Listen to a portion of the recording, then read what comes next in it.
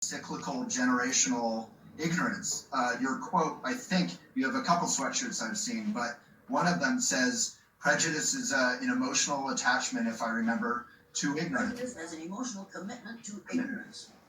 So how can you please kick us in the rear and help us give up our attachment to ignorance because it's more comfortable? Privilege. You're only we gotta give up privilege. Okay. Because that paper was written about white privilege. Number one, there are no white people. And number two, the reason pale faces have the power that we have is because of ignorance. And because we don't educate, we train people to believe in the brightness of whiteness. That is the result of bad learning.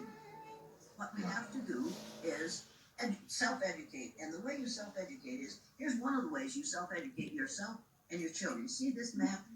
Yes. Get a picture in your mind of the map that you saw when you were in school and that you would see if you were in school now. Can you see Greenland hanging down in the middle of that map like a great big ripe plum? Yes. If you look carefully at that map, if you read the legend at the bottom of that map, it says South America is actually 9 times larger than Greenland. Yeah.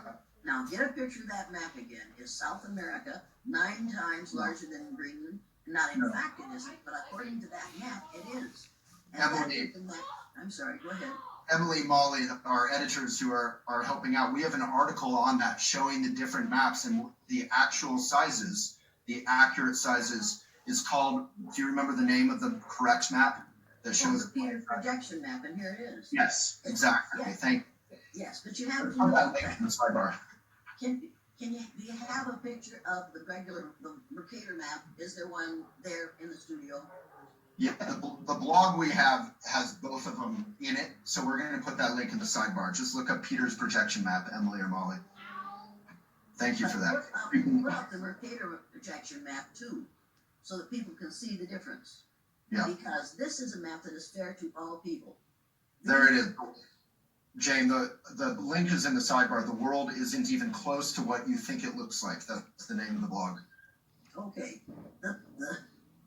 The areas on the land areas on this map are distorted. The shapes are distorted, but the sizes are right. Right. On this map, South America is 9 times larger than Greenland.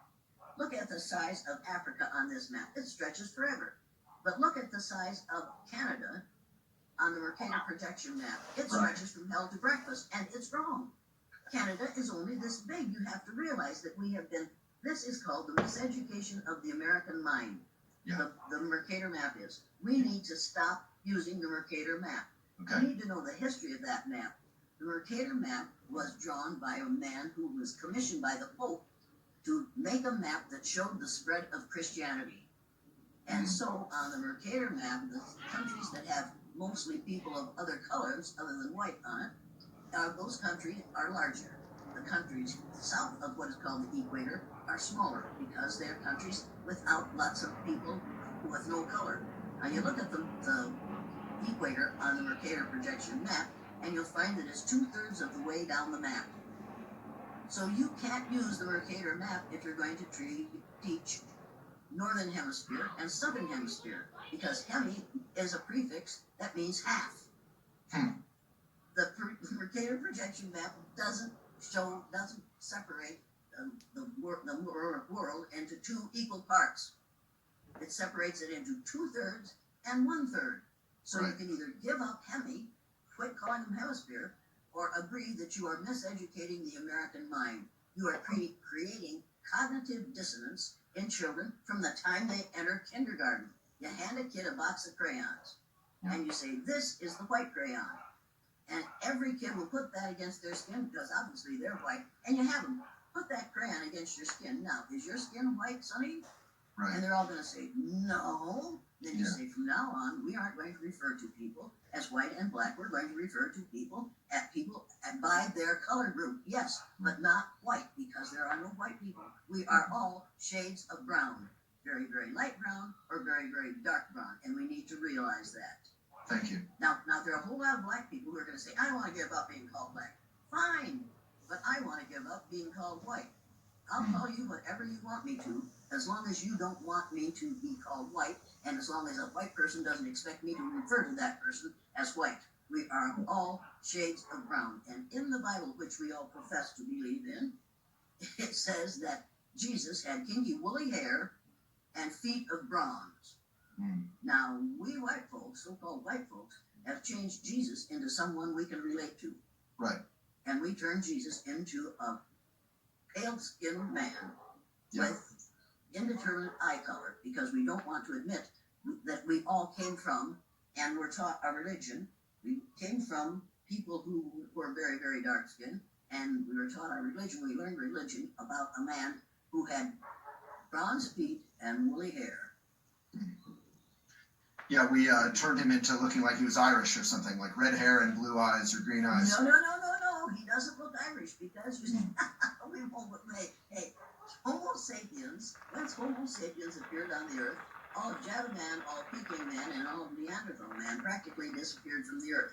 You can always tell a Neanderthal. There are several, lots of us. All of us have some Neanderthal in us. But you can tell those who have a lot more Neanderthal, they are inclined to abdominal fat, they are bullish and bullying, and they have orange hair. Now, you know anyone who looks like that? Does a picture of someone come to your mind? Yeah. One person in particular right now. Okay. Yeah. which may be the reason he behaves the way he does, because he is more Neanderthal than he is Homo sapien. Right. And if that's the way it is, then there's nothing you can do about it except try to educate him. Right. These people who believe in the lie of racism and race aren't stupid. You can't fix stupid. You can fix ignorant, and you fix ignorant with education. I'm an educator. The word educator comes from the root dus, which means lead, the prefix e, which means out, the suffix ate, which means the act of, and the suffix or, which means one who does. An educator is one who is engaged in the act of leading people out of ignorance. That's what education ought to do, and if it had been doing that all these years, we wouldn't have a racism problem in this country, because we wouldn't have any racists. We would be seeing everybody as our 30th to 50th cousin and deserving of every right that light-skinned people have. And that's